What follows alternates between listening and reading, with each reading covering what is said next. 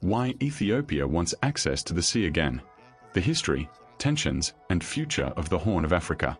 For nearly 3 decades, one question has quietly shaped the politics of the Horn of Africa.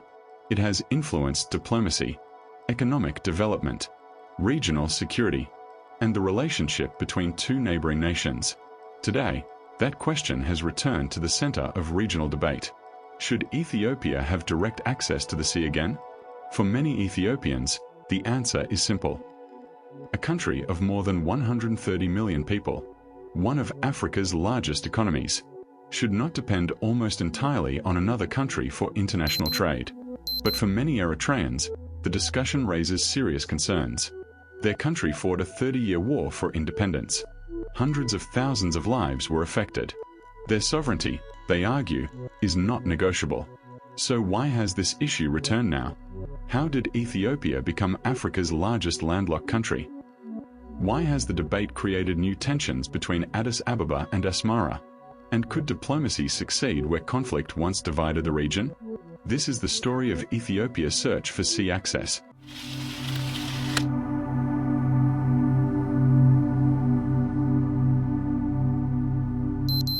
Long before modern borders existed, the Kingdom of Aksum was among the world's great civilizations.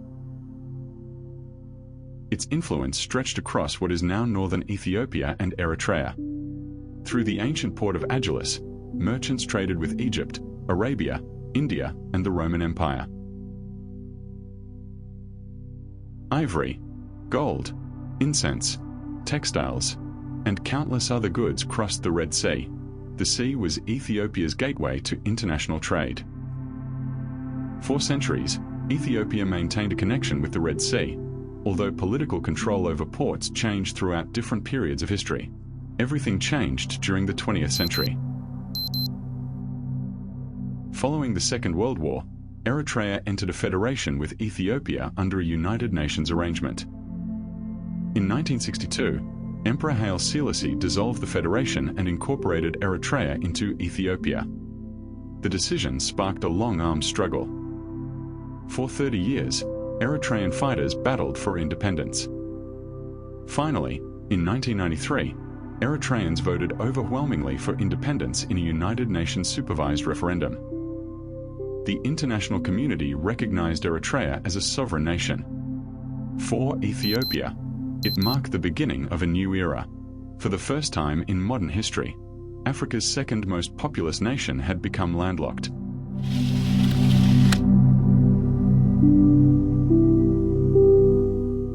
Being landlocked does not prevent a country from trading. Many successful economies operate without coastlines. But access to international markets often becomes more expensive. Today, the overwhelming majority of Ethiopia's maritime trade passes through Djibouti. The partnership has allowed Ethiopia to continue importing fuel, medicines, vehicles, machinery, and exporting coffee, flowers, sesame, livestock, and manufactured goods. A modern railway links Addis Ababa with Djibouti. New highways have reduced transport times. Yet dependence on a single maritime corridor also creates challenges. Any disruption, whether economic, political, or logistical, can affect trade. As Ethiopia's economy grows, the search for additional trade routes has become increasingly important.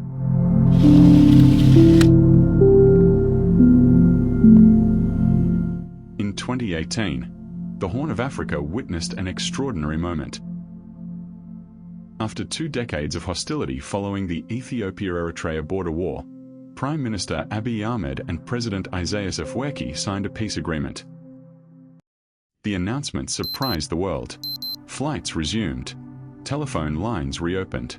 Families separated for decades embraced once again. Borders briefly opened. The agreement earned international praise. Many believed the 2 countries had entered a new chapter. Some even imagined a future where Ethiopian businesses could once again use Eritrean ports through peaceful cooperation. During the conflict in northern Ethiopia, Eritrea later aligned with the Ethiopian federal government, reinforcing perceptions of close political ties between the two governments. But that optimism would not last forever.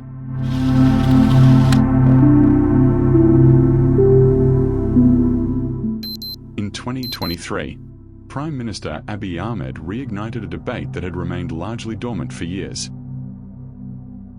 He argued that sea access was a strategic issue for Ethiopia's future. He described access to the sea as an important national interest linked to economic development and long-term prosperity. His remarks quickly sparked debate across Ethiopia. Many Ethiopians agreed. Supporters argued that a nation of Ethiopia's size should diversify its access to international ports. They said reducing transport costs could strengthen the economy, improve exports, and create new opportunities for growth.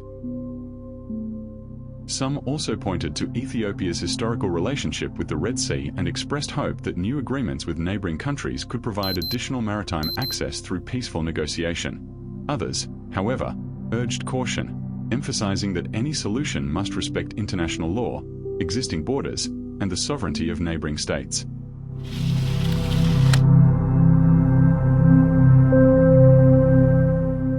Across the border, the discussion was viewed very differently. Many Eritreans interpreted Ethiopia's renewed focus on sea access as raising questions about their country's territorial integrity. Eritrean officials emphasized that the country's sovereignty and internationally recognized borders were not open for negotiation.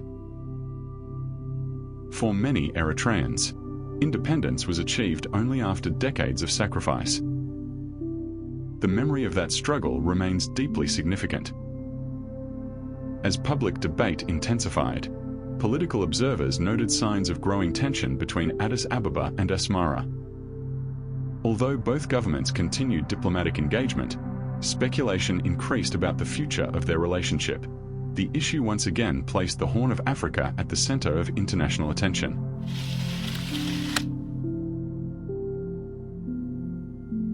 What options are available to Ethiopia?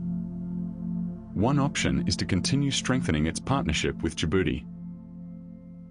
Another is expanding the use of Berbera through commercial agreements and improved transport corridors. Port Sudan may also offer opportunities, depending on regional stability.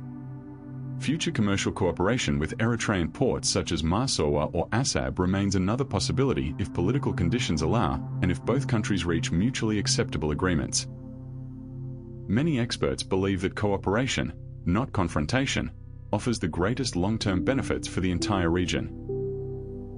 Better transport links could increase trade, lower costs, create jobs, and strengthen regional integration. The future of the Horn of Africa. The debate over sea access is about far more than geography.